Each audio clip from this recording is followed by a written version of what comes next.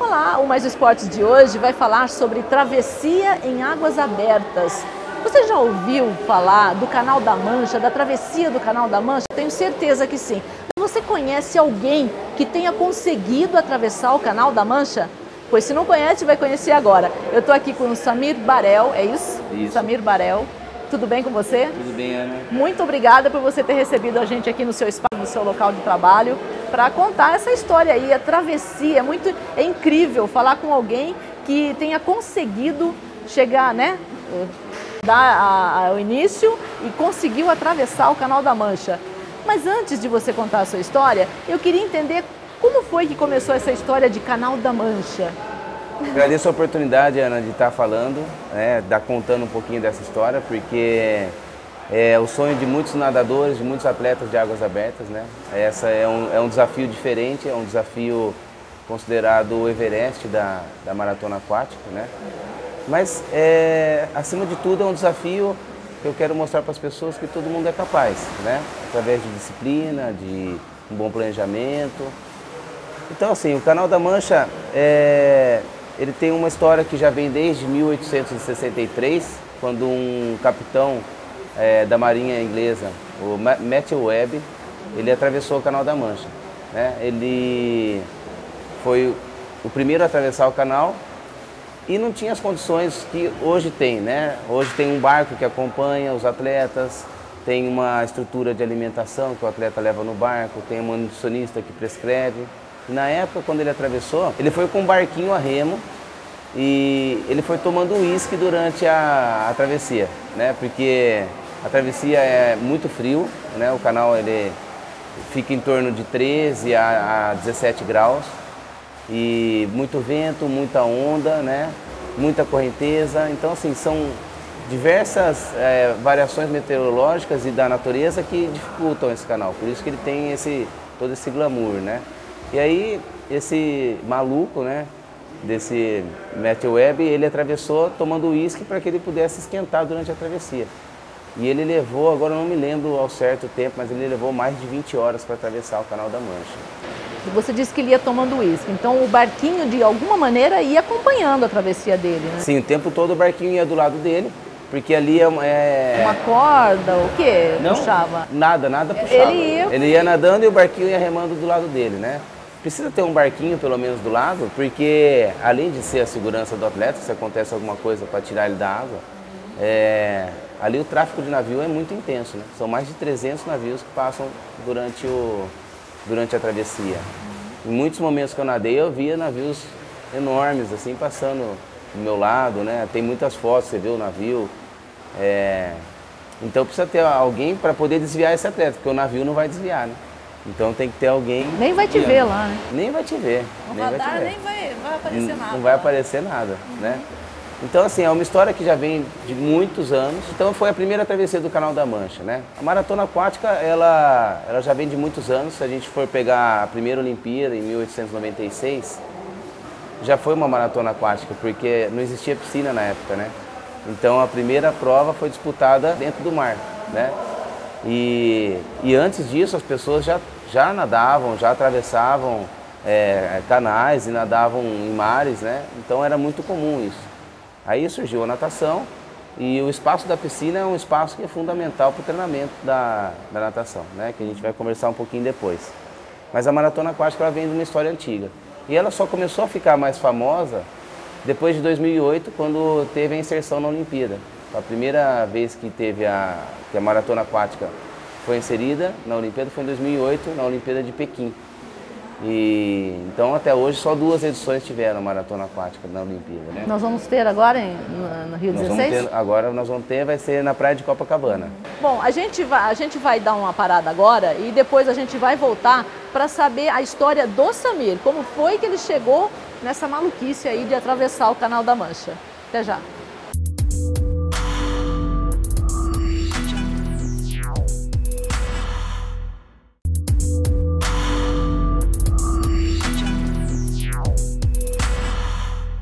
Ele é nadador, professor de educação física e conseguiu atravessar o Canal da Mancha. Agora nós vamos conhecer a história dele, saber desde quando ele nada, né? Vamos lá então, desde quando Desde quando? Desde pequenininho ou você praticava outro esporte antes? Não, desde pequenininho. Meu irmão fazia aulas de natação e minha mãe não tinha onde me deixar. Então eu ia na academia com ele, enquanto ele nadava eu ficava brincando porque eu não gostava de nadar, na época eu não gostava de nadar. Aí com 5 anos de idade meu irmão mudou para um clube, ele tinha 7, eu tinha 5, ele mudou para um clube e aí eu não podia nadar nesse clube, né? Aqui em Campinas, era no Guarani, eu não podia nadar, meu irmão fazia parte da equipe e eu ficava circulando para lá e para cá com o técnico dele. Lá no clube? Lá dentro do clube, ficava do lado do técnico Guarani, dele, né? No Guarani, Eu ficava andando do lado do técnico e o técnico ficava me falando um monte de coisa como se eu estivesse entendendo, né? E eu não estava entendendo nada. Mas estava assimilando, não? Mas no fundo eu acho que eu estava assimilando, né? Um ano depois eles permitiram que eu nadasse lá no clube e eu comecei a nadar. Aí meu irmão mudou para um outro clube que também não permitia. Aí eu mudei também para esse clube, abriram uma exceção, deixaram nadar e eu era muito fraquinho. E eu comecei então a nadar mesmo com 6 anos de idade, que eu comecei a competir. Minha primeira competição foi com 6 anos. Ainda não era minha paixão, até eu participar da primeira provinha minha, onde eu fiz 25 metros de perna.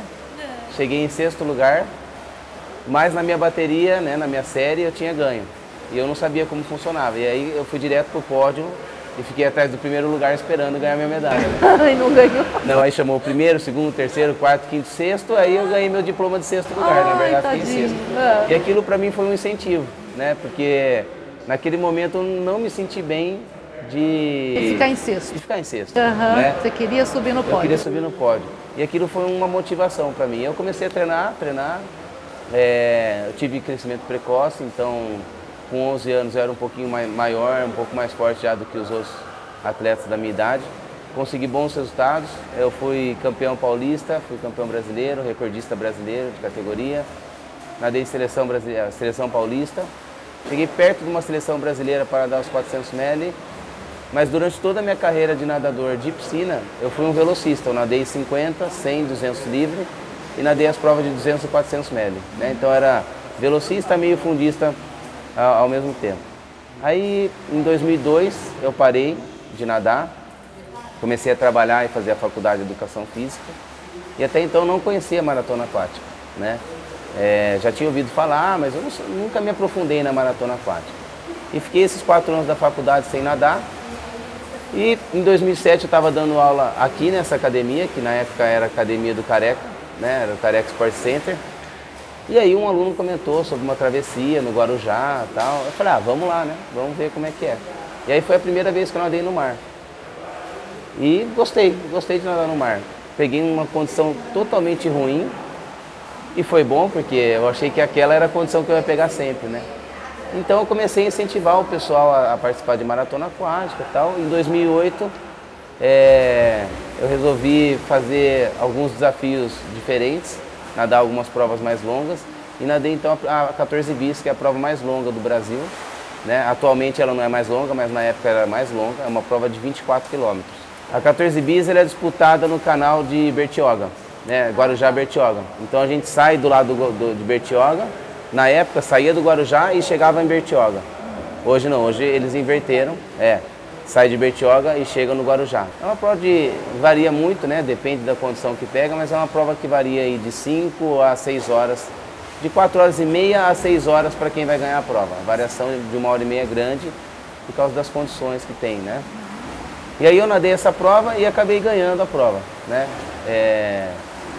Competi contra um atleta de São Bernardo, que é o Glauco Angel, que é o maior ganhador da prova. Até hoje ele tem 7 ou 8 títulos da 14 bis. Eu não sabia, fui lá, acabei ganhando dele.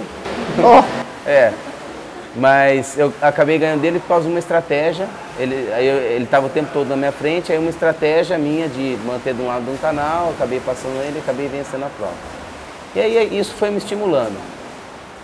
Continuei nadando a maratona aquática, trabalhando muito com os atletas em cima disso aí. Comecei a ter bastante triatleta me procurando, né, para o trabalho.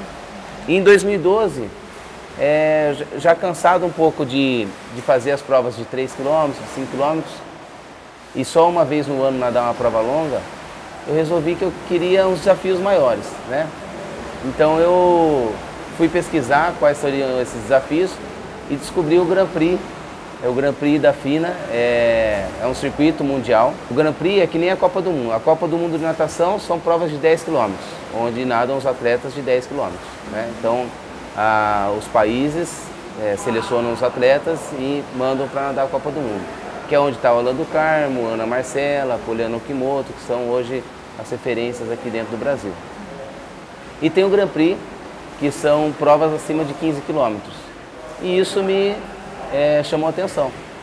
E o que me chamou mais a atenção é que era sempre um ou outro brasileiro que participava. Então eu vi uma oportunidade de eu realizar um sonho meu, que além de nadar acima de 15, o sonho meu sempre foi representar a seleção brasileira. E eu vi como uma oportunidade. E aí eu me inscrevi, então mandei, né, meu currículo para a federação. E a federação manda o currículo para as provas. E são 25 atletas no mundo que são selecionados para nadar essa prova. E aí eu consegui a inserção da minha inscrição, para nadar a prova da Argentina, que é uma prova de 88 km. E essa sim seria a maior do mundo? Essa é a maior prova do mundo, oficial. E onde é lá na Argentina? Na Argentina a prova começa no Paraná, Hernandarias, e acaba no Paraná. São duas cidades da Argentina.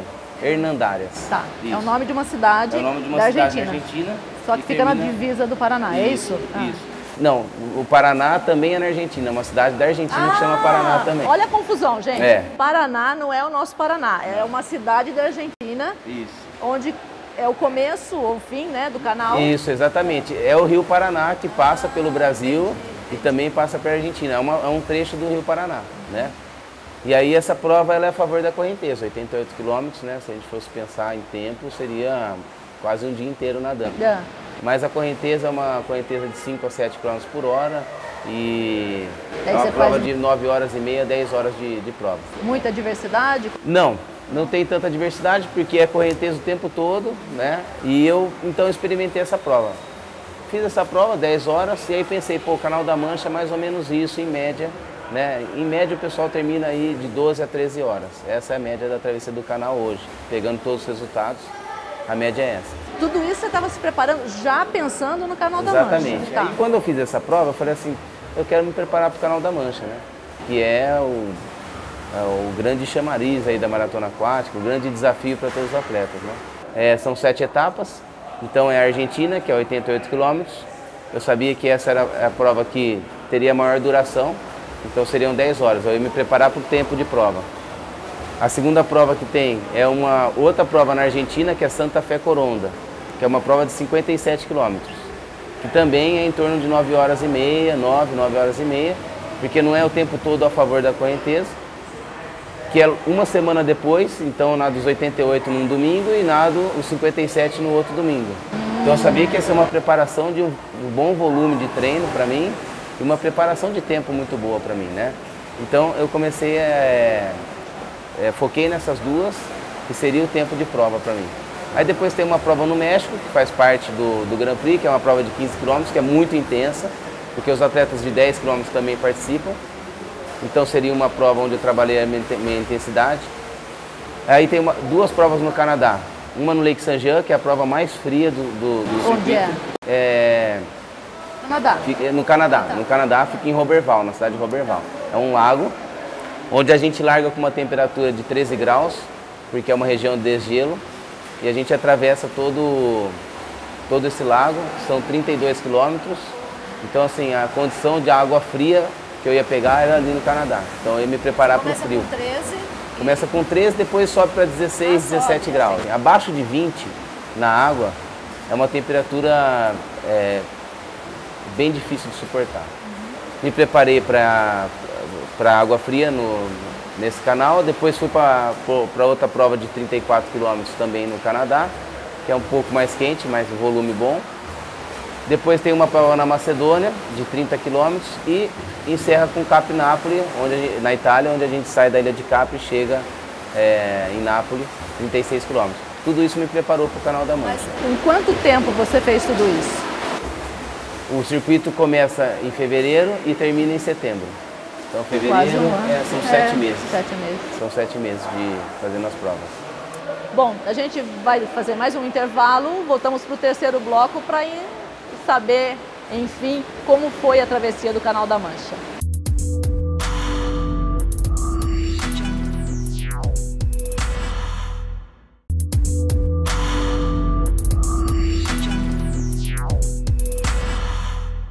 Estamos de volta para o terceiro e último bloco desse Mais Esportes. A gente está tendo uma conversa muito agradável aqui com o Samir Barel, que atravessou o Canal da Mancha. Até agora ele contou um pouco da história, do início, né, desse mito que é o Canal da Mancha.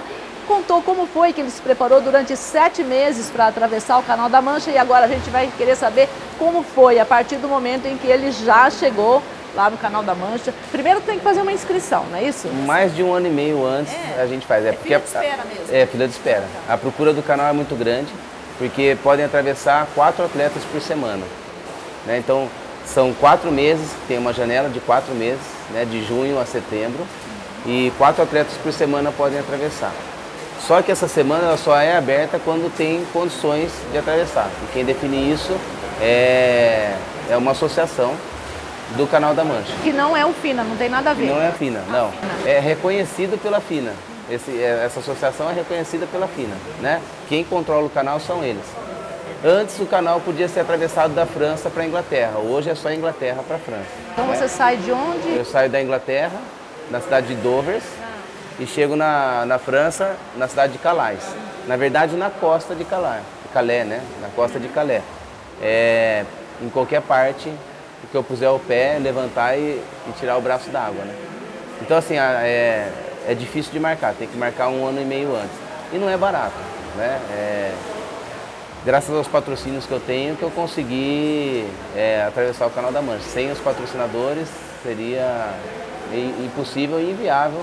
É um desafio que fica em torno de R$35 mil, mais ou menos. Mas esse valor seria destinado a quê? A embarcação, né? Então a gente tem que pagar o barco, tem que pagar o juiz que vai dentro do barco. É um juiz para cada nadador? É um juiz para cada barco, um juiz em cada barco, isso. E a hospedagem, a viagem minha e do meu técnico, a alimentação, são 15 dias que a gente fica lá. Que é importante fazer 1 semana de preparação, né, de adaptação no canal, porque a água é muito mais fria do que a água que a gente pega aqui. Depois é 1 semana de janela que eu fico lá. Então são 4 atletas por semana. Eu era o 2º atleta da semana. Só pode atravessar 1 atleta por dia. Tá. Né? Então, se na segunda-feira, por exemplo, que é o primeiro dia, o primeiro atleta não foi, ele tem a prioridade para terça-feira e quarta, e aí vai. Então, assim, se eu não sou o primeiro ou o 2º atleta, eu corro o risco de não atravessar na semana. E aí eu perco todo o dinheiro, todo o investimento que eu fiz. Não acredito. Então, assim, o que a gente recomenda vai como sendo ou o primeiro ou o 2º atleta da semana. Pelo contrário, tem o risco de não fazer. Um atleta brasileiro, há 3 anos atrás, ele não fez, ele era o 2º atleta e ele não conseguiu fazer durante a semana, porque as condições do canal não permitiram, né? Durante a travessia, você para, entra no barco, como que é isso? Não. Não entra no Não, barco? em momento nenhum. Né? A travessia, em momento nenhum eu posso tocar, por isso que tem o juiz. Em momento nenhum eu posso tocar nem no barco, nem ninguém pode me ajudar. Pode boiar, dar um tempo. Posso boiar, posso dar um tempinho, só que é pior, porque a hora que você para, já esfria rápido e já começa a ter cãibra, né? Então, para evitar isso, a gente faz uma hidratação de no máximo 30 segundos, né? É uma vara que meu técnico tem, ele fica no barco, ele tem uma vara com um copinho na frente, e ele vai me hidratando durante a travessia. Aí é com essa vara que ele me hidrata. Então, gel de carboidrato, né, bebida isotônico, água. Eu gosto de comer pêssego em calda porque é fácil de mastigar e de engolir. Pode, então? Pode comer durante toda a travessia. Cada atleta tem o seu planejamento. O meu é de 20 em 20 minutos eu parava para fazer minha hidratação, né? Então, durante toda a travessia, eu tenho o risco de ter uma cãibra, né? Então, durante o percurso, em momentos que eu tenho cãibra, na piscina, durante os treinos a gente já tem, então a gente já tem algumas técnicas para não precisar parar de nadar e alongar. Hipotermia, o risco de hipotermia é muito grande, muitos atletas já tiveram hipotermia. Uma brasileira, na década de 90, ela morreu no canal, porque ela teve hipotermia, desmaiou e quando ela subiu no barco ela já teve uma parada cardíaca. Então é um risco que corre. Por isso que é importante você ter um profissional capacitado. Porque como você estava dizendo, antes da gente começar a gravar, a gente não sente que está com a hipotermia, você não, mas não dá sinais, o seu técnico não vê que você está? Exatamente. A pessoa que está fora, ela consegue perceber. Não consegue? Consegue. Ah, tá. Por isso que é importante ter uma pessoa que entenda disso, né? Porque eu mesmo não vou perceber. Eu vou continuar nadando, vou virando um zumbi, então eu começo a não ter mais reflexo, eu começo a não sentir mais dor, né? O atleta, quando está em hipotermia, você faz pergunta para ele, ele responde outra coisa, nada a ver com o que você perguntou, né? Então são sinais que vai apresentando durante a hipotermia, que se o profissional que está no barco não tem conhecimento, ele pode fazer com que o atleta venha a falecer durante a travessia, né? Nessa sua travessia você ficou sabendo de alguém que teve esse tipo de incidente? Não. Durante a minha semana foi tranquila. Esse ano as condições estavam bem difíceis, mas as pessoas que atravessaram todas estavam bem preparadas, né? Então assim, não teve nenhum problema durante essa temporada, o que é muito positivo, claro, né? E as condições do canal, eu comentei com você, né? Eu subestimei o canal. Porque como eu fiz todas essas provas do Grand Prix, tive contato com os melhores atletas do mundo nessa distância. Eu achei que eu estava tranquilo, estava preparado, com frio, com correnteza, com tudo. Falei, se pegar uma correnteza, a técnica, eu sei qual que é a técnica para vencer essa correnteza. Mas no Canal da Mancha é muito diferente. Eu sou um atleta que se eu pego uma condição boa, a previsão de chegada minha é de 8h30, 8h20, né? E eu terminei em 10h15. Porque vai desviando o caminho. A cada 6 horas, a amarela muda, né? Então, a cada 6 horas, eu estou indo para a direita, deu 6 horas, eu começo a ir para a esquerda. E a correnteza é muito forte quando leva para o lado. Não é uma correnteza simples que eu pego durante umas provas, as provas do Grand Prix ou as provas cotidianas nossas. É uma corrente muito forte que realmente te leva para o lado. E tem algumas correntes, que foi a corrente que eu peguei, faltando 1.500 metros, o que normalmente eu faria em 20 minutos, eu levei 1h30 para fazer. Você já via o horizonte? Eu já via a França, já via o ponto ideal para eu chegar, né? Que o ponto ideal é uma ponta, que é o ponto mais próximo entre Dover e Calais, né? O ponto mais próximo é esse. Eu estava aqui, a corrente estava me jogando para cá e eu ia chegar certinho, ia dar em torno de 8h40. E aí uma correnteza contrária entrou, me jogando para trás, na diagonal para trás. Então ao invés de eu nadar para cá, eu estava indo para cá. Então eu nadava para cá e a corrente me levava para cá. Então eu fui conhecendo a França de dentro d'água. É um exercício de paciência. Foi um exercício de paciência. E navio? Você diz que tem muitos navios que passam por lá, não tem o perigo de passar por cima, de atropelar, porque você não... né? Tem isso também, não tem? O perigo não tem porque os barqueiros que a associação fornece são barqueiros credenciados e preparados para isso. Então ele vai te desviar dos navios. Mas um amigo meu que acompanhou a travessia de dentro do barco, ele falou que tinha momento que ele ficava medindo o navio e ele falava, não, o navio vai atropelar o Samir agora, vai atropelar a gente o navio, né? Mas o navio realmente ele não desvia, é o barco que faz toda a segurança do atleta durante toda a travessia. E por lá, tem tubarão? Pergunta da produção. Olha, tem tubarão? Não vi tubarão. Mas você já ouviu falar? Já apareceu. Nunca aconteceu nada, nunca teve nenhum ataque, nada. Mas é o que eu falo para todo mundo. O meu maior medo na travessia, eu tenho medo de nadar em mar. Quando eu entro sozinho no mar, eu não passo da linha do peito. Seu maior medo seria o quê? O meu maior medo é peixe. Peixe? Eu tenho medo de peixe. De peixe? Porque eu não gosto de assustar. Tá. Alguma então, coisa eu tô nadando, alguma coisa bate em mim, alguma coisa grande aparece, eu me assusto, né? Mas durante as travessias, durante as provas, isso aí nem passa pela cabeça. Mais uma coisa que a gente tem que respeitar, né? Que é o mar, porque a variação de corrente, de vento, de onda é muito grande. Então você vai nadar sozinho, nunca deve nadar sem estar alguém te olhando, pelo menos te olhando de fora, né? E de preferência nadar sempre margeando a praia para não ter perigo de barco, não ter perigo da correnteza te levar para fundo, né?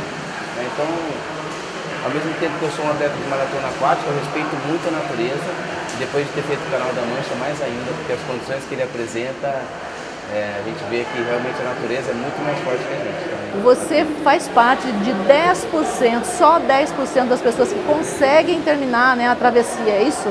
É isso mesmo. 10%? Em torno de 38 pessoas completam o canal por ano. E são 300 pessoas por ano que tentam fazer a travessia. E também tem um período, né? Tem um período, são 4 meses. No inverno nem pensar, né? Não, nem pensar. Quando a gente estava falando do tubarão, você falou que tem essas coisas, você tem medo de peixe quando entra na água, mas que quando você estava atravessando o Canal da Mancha, isso nem passou pela sua cabeça. O que a gente quer saber é o que passa pela sua cabeça nessas 10 horas de travessia. No que você pensa? Bom, são muitas coisas que passam na cabeça, né? Mas a gente está tão condicionado àquilo que a todo tempo eu fico pensando na minha técnica, em como eu economizar minha técnica para poder aguentar mais tempo, né?